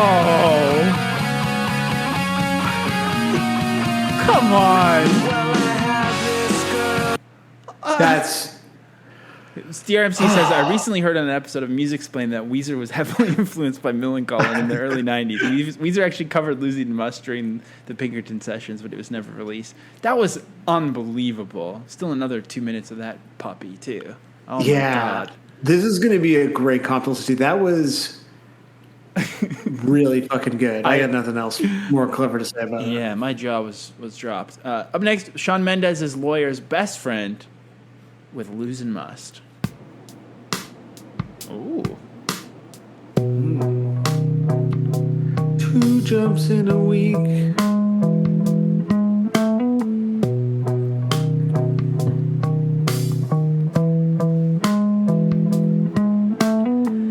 I'm losing Must in the conversation. It makes me use This has some like Modest Mouse B-side energy.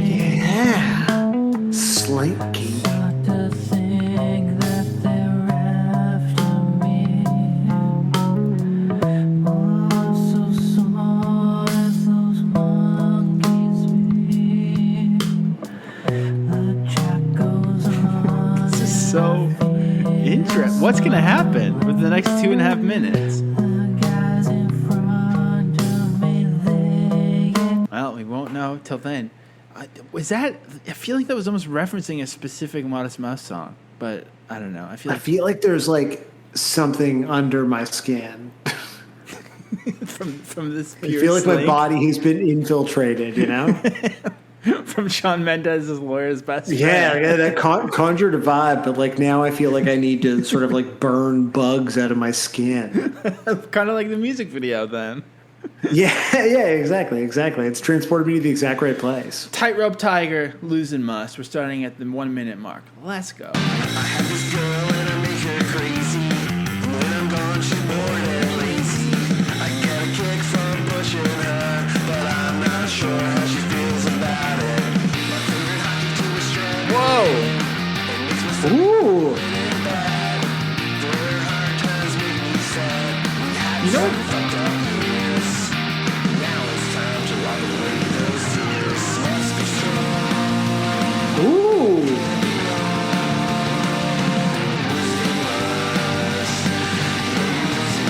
Maybe it's because I heard the word hockey. What does this even Oh. sound like? Maybe it's this sounds kind of like limb lifter. Yeah. Well, I was gonna say maybe it's Not because I heard the really, word though, hockey. It almost reminded me for a second of that tragically hip song about "Don't give a fuck about hockey" or whatever. Oh, fireworks floating in the distance. Damn, Tightrope Tiger. That one had some depth to it. It's some nice panning. Yeah. It's funny to think we've Oh, only I started. love those hard pans. It's funny to think we only started. Oh, you mean cast iron? Yeah. Lots of flavor. The other week, I spent like probably a full day. This is what it's like to not really have a job and also continuously be procrastinating like 3 different freelance assignments and 2 episodes a week of 2 podcasts. I was like sitting there forever trying to think of a way that I could make a wordplay that was like in the early 2000s, something about having a cast iron pan or being in the cast of Iron Man. And I was just thinking about it. I never found it, and I don't think I ever will. So I'm just sharing that with part of my process with you while we're all being vulnerable. So here's Mikey Danny. Now, Mikey, this is his first cover. This is my first cover, and I'm surprisingly confident about this one, even though I know it's still ass. I did a pretty straightforward cover for my first time. Also, I've been saving the Damn It episode for when I lose my virginity. Minor setback because I broke up with my ex a couple months ago, but I'm not giving up on losing my virginity to the pod. Oh my God. What? I mean, That took a real turn. That was a real. yeah, I don't pre-read these. Yes. Like long time, first time. Also, I guess let us know how that goes. It's pretty long episodes. I don't know.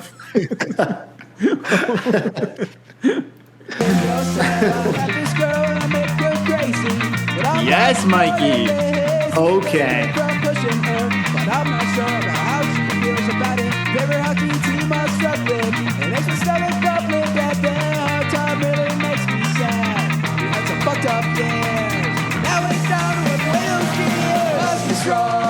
Oh yeah. Nailing it. Like the pure third wave where like the distorted guitar comes in and then like little free starts built. Ooh. Let's fucking go. I wish I could lose my virginity to this cover.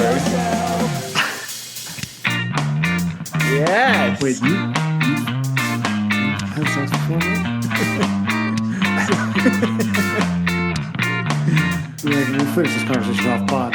Either I have or I never have yet.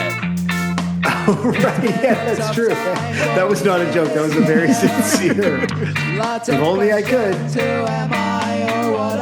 Yo, Mikey, Danny, Oh my welcome. God. Please keep going. I mean, that was incredible. It was not asked at all. No, there was nothing asked about that. I mean, and it was also or unless you mean ass in a good way, you know, because nowadays That's true. people be eating that. That was so good. that was, The Fake Plodes is next, featuring Bad Mood Setting. When I found out Millencolin were Swedish, my first thought was to parody ABBA, but the string section loops in GarageBand only go so far. Instead, I enlisted Bad Moon to help me rip off a different Swedish act. Please be Young Lean. Please be Young Lean.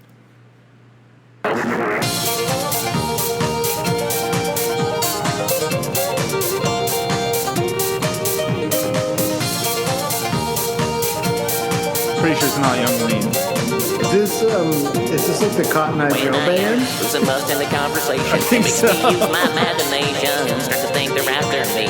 Cause I'm as sure as those monkeys. So the jack goes on and I feel smaller. The guys in front of me, they get taller. When I open my mouth, I feel like I'm losing something my more. losing They mine. answer me with a right hockey now. score. Must be strong. Okay, yeah, confirming rednecks were Swedish. Losing minds, losing trust. Must This be is incredible. This is strong, losing minds. also like a real stinker of a joke in terms of Well, I have this girl in a like the fourth Swedish band anyone thinks of. Oh Also, my like the god! vocal delivery, and I mean this in a good way. And I know, Reed, you've talked in the Discord about how you love annoying music, so you're gonna like this. But the vocal delivery almost reminded me of Primus sing the South Park theme song. So it's like great vibes all around. Wow. My God, Mind Shoulder. Less rednecks here. Ooh, Macho. It's still a great name. Oh, and look at this perfect edit Damn. of the artwork. Very good. Flawless Photoshop there. Oh, Capturing kind of the B-side Israelites energy.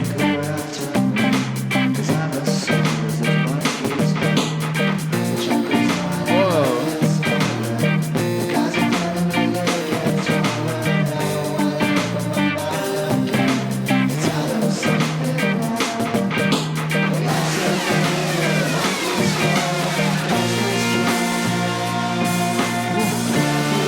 This has everything. yeah.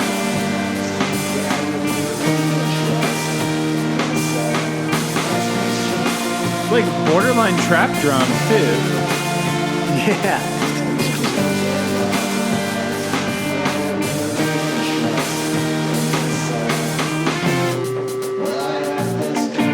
Damn. Amazing.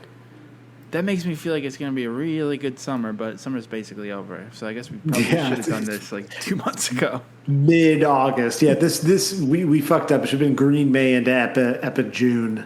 Well, it really is birthday month, so that's kind of the difference. But, Exactly. up next is Concrete Beach, Lozin Must AM. I was kind of stumped this week, but Millencolin was a band that my best friend from age 5 to 19 loved. We had a falling out years ago. Now he's a Trump supporter. Let's call this a Whistling Cowboy cover. I mean, do you think he's still a Trump supporter now? I guess there are. Some people are 2024 kind of vibes. Yeah, I like the idea of like he just went away. When I'm lost in this conversation, make me use my imagination. Start to think they're after me, 'cause I am sore as monkey's hope. Checkers on and I feel smaller. Guys in front of me, they get taller. When I open my mouth again and tell them something more, they answer me with a hockey skull. Must be strong, can't be wrong. Losing Must.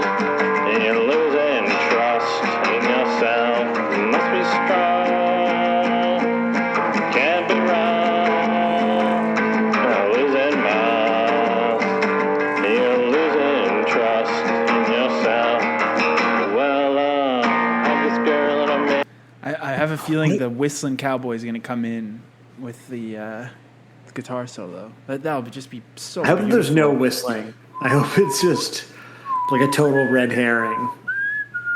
That was fucking great. So beautiful, and kind of like the sadness of a lost friend too, adding to it, and then this like lonely whistling cowboy just not whistling and being sad about it. Yeah, he's so sad he can't even whistle. I love. For some reason, I keep looking at it's your best friend from age 5 to 19. And I'm just picturing a 5-year-old that loves Millencolin.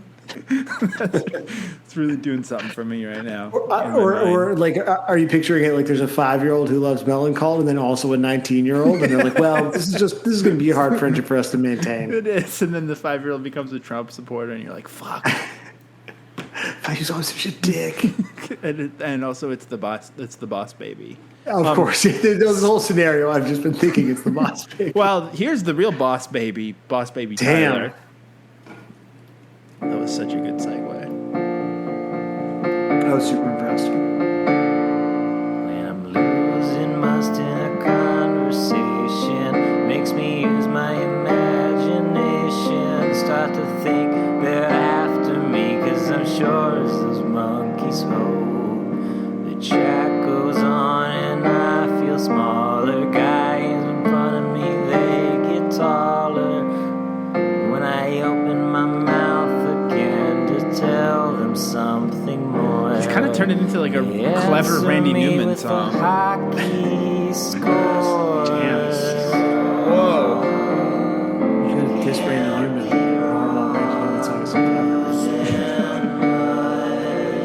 Losing trust in yourself. Must be strong. This is ridiculous.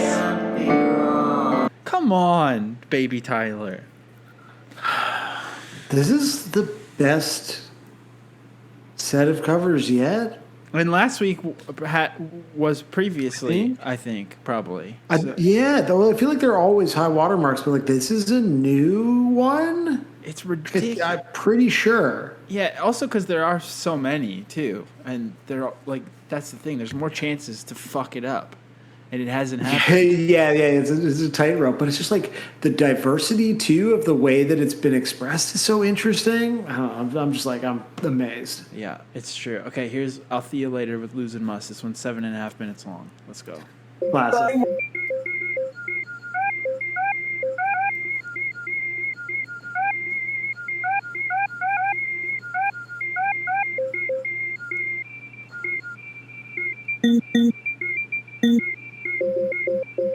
Yes, I'm stroking my chin to this.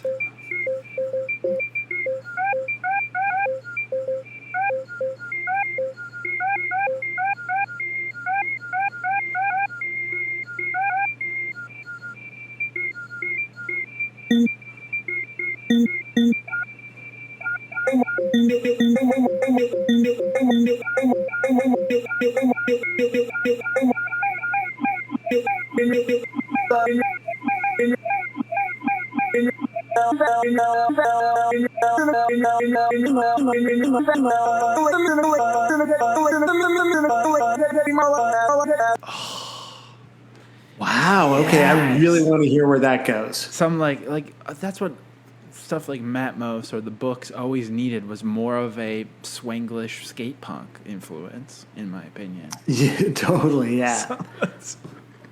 I'm never gonna stop saying the word Swanglish as long as I live. That's You're enjoying it way too much. Imagine if the movie's. I feel like I'm not liking about this episode. Imagine if they remade the movie Spanglish, but it was called Swanglish, and it was about a skate punk. I don't remember the plot. A skate punk dad. It was about a skate punk dad who was trying to sort of deal with the. I don't remember what happens in it. Desire Path, or maybe it's Desiree Path, possibly mustering something. Sorry, not sorry for the Aquabats shitpost 2 weeks ago that I'm sure everyone has forgotten. Yep. I don't think I'd listen to this one if I had not made it, but it's not a shitpost. Interesting. Lozin Must. Conversation.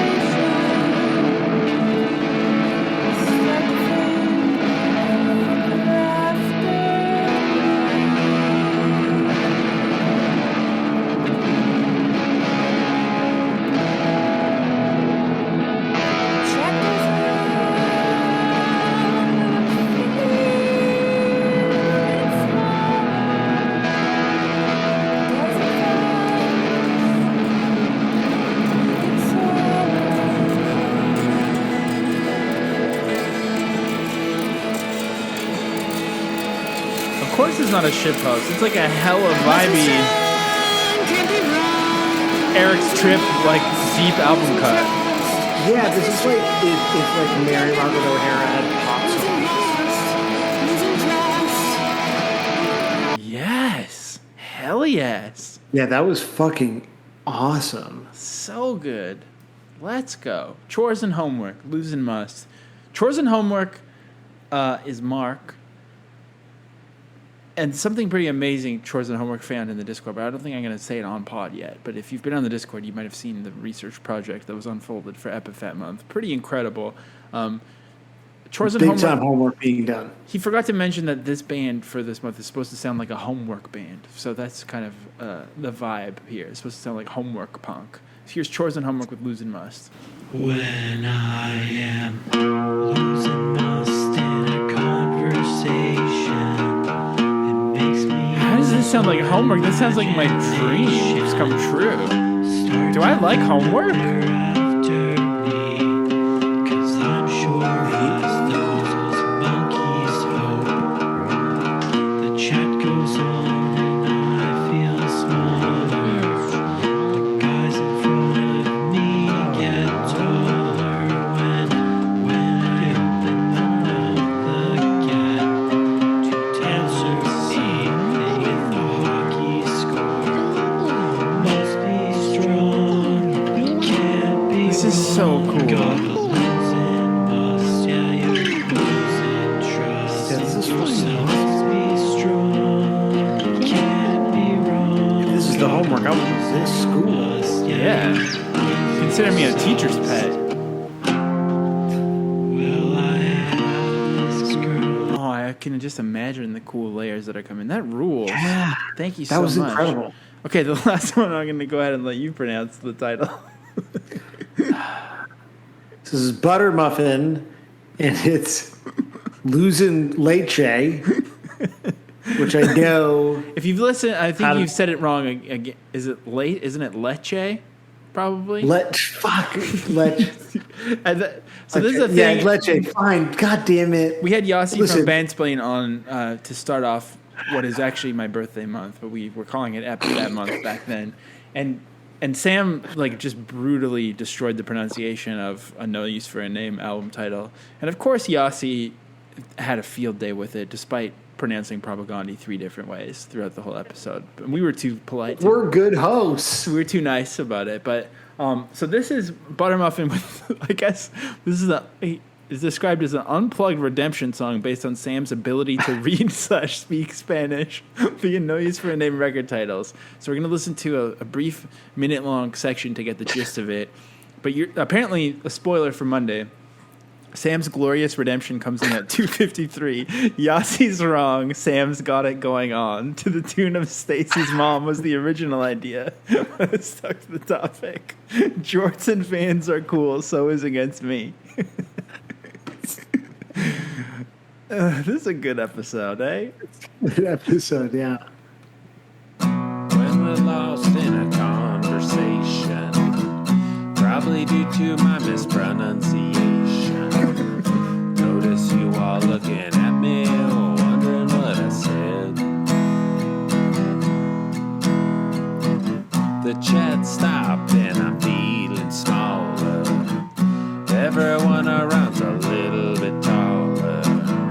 Try to open my mouth and say something more. So good. Everyone just wants to know what I said before. I said it wrong, leech concone. I wish I had kept to myself. And that's Losing Must.